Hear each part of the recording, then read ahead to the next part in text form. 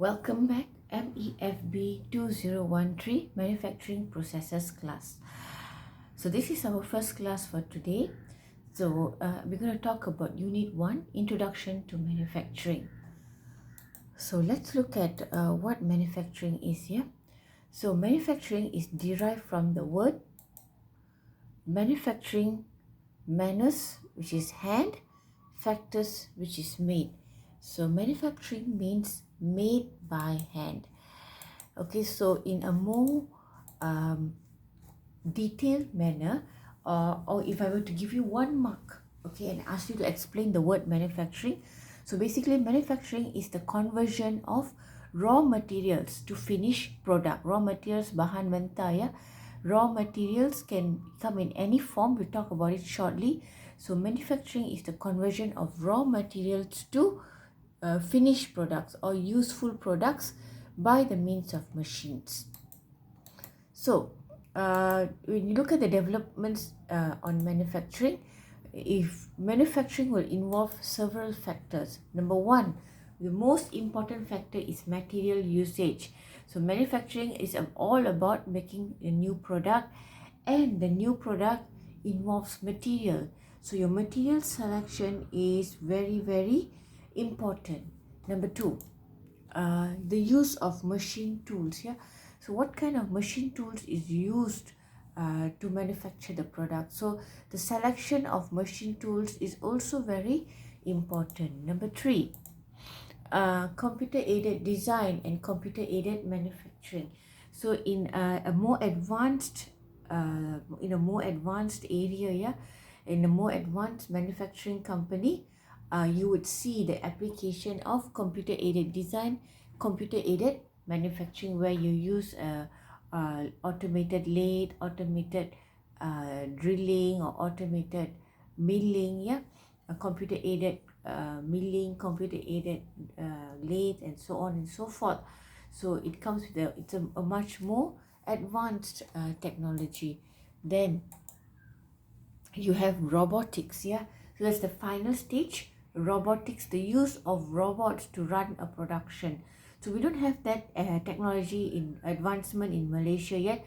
We do have, actually, in a very minor scale, but it is a human assisted robot, meaning that the robot cannot operate independently. So what we're trying to say here is, where you have a robots that are running the plant to and substitute human labor, yeah. So we don't have that yet. We have minor scales where we have robots that can work with the aid of humans, but we don't have robot as in robot itself, yeah. So the next one, electronics. Okay, so the evolution of the enterprise, the evolution steps, hand tool, animals, water power, steam engines, and electrical motors. So we started manufacturing using hand tool, right?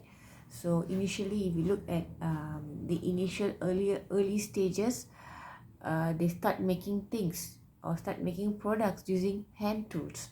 They use a stone to carve. Okay, so they started using with hand tools, and then they used animals. Okay, with the help of animals, they start to come up with products, and then they used water power. So animals are like when you plow the paddy field to create a product. What is your product? Paddy, right? So next one, water power. So you're using water as a source of power to produce a product. Steam engines. Okay, start using steam engines, and then lastly, electrical motors. So manufacturing system consists of three stages, which is the input, processes, output. So when I say the conversion of raw material to finished product, raw material is your input. When I say raw material, it's just not what comes to your mind, it's just material. No, it's more than that, which we will look at it shortly. So then you need to process this input and you get your expected output. So what is input? Input is everything. It's just not material. Yeah, obviously you need material, but just having material alone, what can you do with it? Yeah, so we need to have other items to support our input, our input, which is number one. Most importantly is material. You need to select the right material for your manufacturing process. What happens if you select the wrong material? You end up getting a product that is a failure. Number two, you need to have customer demand. Otherwise, for whom are you producing this product? Yeah. Then you need to have energy. Okay, sources of energy. When I say energy, is actually your machines. Yeah, you need to have the right machines to conduct the task. Human resource, you need to have human resource to sort out, or you need to have humans to sort out the different production levels, the paperwork that is being performed in the office, so on and so forth. Education, you need to have the right knowledge to produce or to manufacture the product. And obviously, for you to produce the product, you need to have some advancement in research and development. And obviously, the most important thing is money. You need to have enough money to sustain your production, because you're not going to see profit initially. Yeah, when you start up the business, you're not going to see profit immediately. The product needs to go into the market, get good reviews, good customer feedback, and then you get your finished product. So money can come in two forms. You have the fixed capital and the working capital. Process, there's three stages of process. You have the design, okay, where you produce the detailed design, layout, input, process, output. You have the detailed design, layout, because based on this design only, you're going to come up with your production or your process flow. So what is a production or process flow? Is basically a detailed flow of how you're going to perform this manufacturing process. You need to have the right production or process flow, because you start with an input or you start with the raw material. Then what do you do with the material goes into machine 1. How many workers are needed in machine 1? What type of production? Then it goes to machine 2, machine 3, machine 4, so on and so forth. So you need to have the right production flow in order to produce the product. Okay, and obviously you need to have the right management to give instructions to execute the task. Okay, so you just cannot assume things and do it.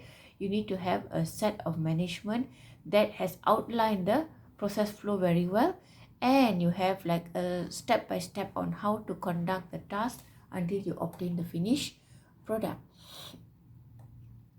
Then lastly, you have output. Output comes in the form of your finished products. You can evaluate output in terms of the quality of the products and also the cost effectiveness. So there's two types of outputs. First of all, in terms of products, you have the consumer goods and capital goods. First of all, let's look at capital goods. What is capital goods? Capital goods is a finished product, a final finished product, but this product cannot stand alone. For example, a tire. A tire is a final finished product, but just having a tire alone, what can you do? Can you do anything with a tire just like that on its own, stand alone? No, cannot. There's no use to it. So capital goods are finished products that cannot stand alone. Example, tire, screw, bolt, nut. Okay, all these are products, finished products, but it cannot stand alone. So a tire needs to be attached to the car for it to function. Screws need to be screwed to the table to join it, or to the chair to complete the product.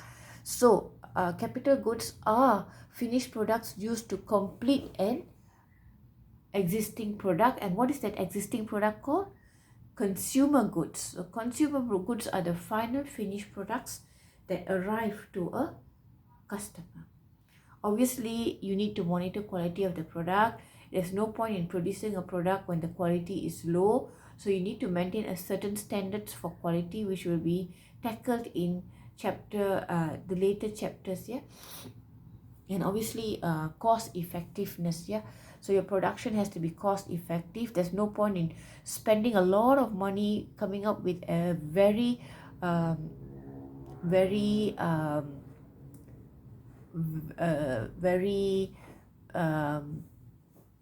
outstanding, a very superficial product, right? Very superficial product.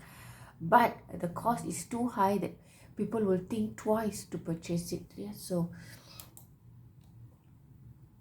money, I told you, the most important factor in manufacturing processes is money.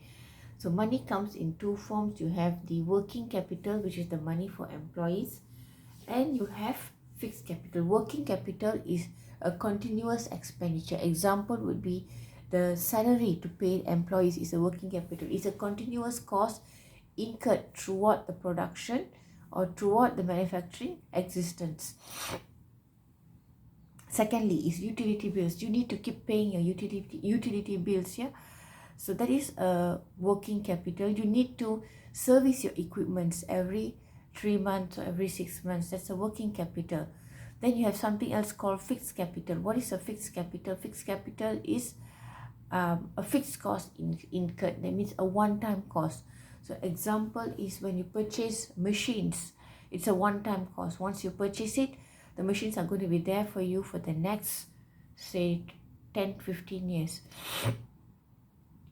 The purchase of building, okay, where you're going to conduct your manufacturing process, you need a building. So the purchase of the building is considered a fixed capital.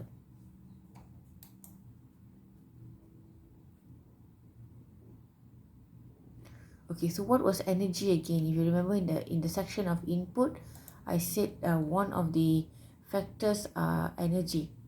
So what is energy?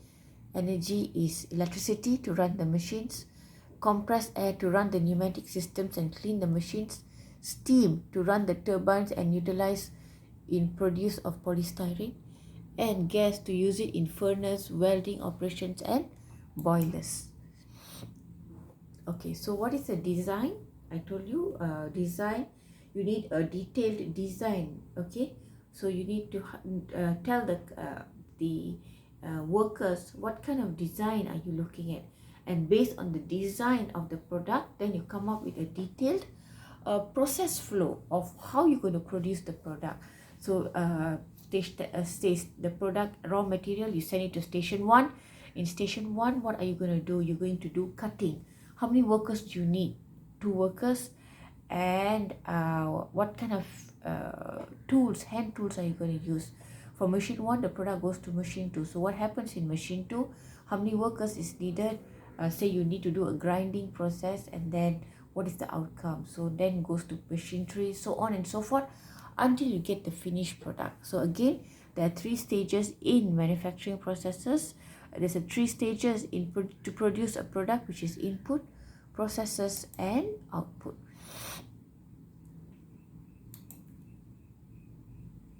So I just explained to you products. There's 2 types. You have the consumer goods and capital goods.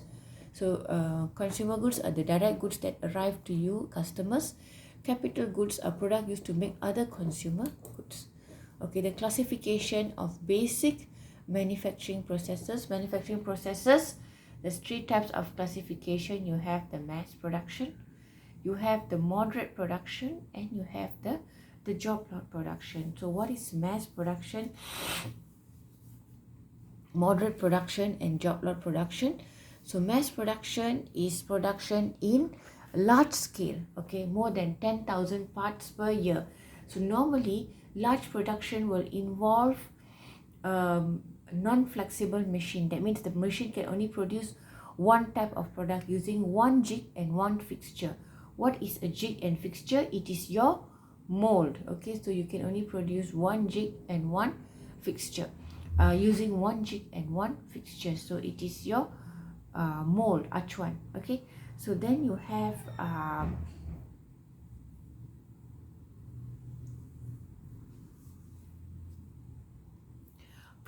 produce products like straightforward. There's no design variability in mass production.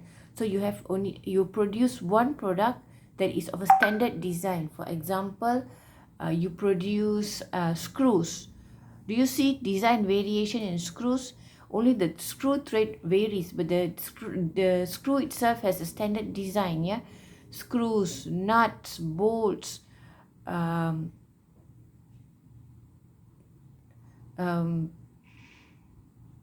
screws, nuts, bolts, bottle caps, okay, the bottle caps when you buy those drinks, yeah, the bottle caps, the cans, okay, when you have your ice cream soda can or a sasi can, the cans, all these are standard products produced using mass production. You produce it in a large bulk and you store it, okay, and then you wait for uh, feedback from customers. Then you have something called moderate production. Moderate production is all consumer products. So 80 to 90% of all production will involve moderate production. And then lastly, so is the produce a product is the process of using flexible machines to produce the product. When I say flexible machines, the machines have got more than one jig and fixture, so you can keep interchanging your mold to produce different types of products. And lastly, you have job lot production. So what is a job lot production? Job lot production is production in large scale, okay, so you're going to produce products in large scale. When I say large scale, is seasonal production or job lot or upon request. Example of job lot production would be the production of school uniforms, school shoes. Do you see the production of school shoes happening every day? No. Okay, it's only a seasonal. You find it that it's gain momentum somewhere in October, November when school is going to close, and then every shopping center would have a school uniforms displayed, school shoes displayed. Yeah, so they produce rapidly during that one period of time, and then they stop production in slowly in end of December and January. So whatever excess production would be marketed or would be tried, they will try to sell it off in January, February. Then you don't have any more production until October, because it's not a daily product that people purchase.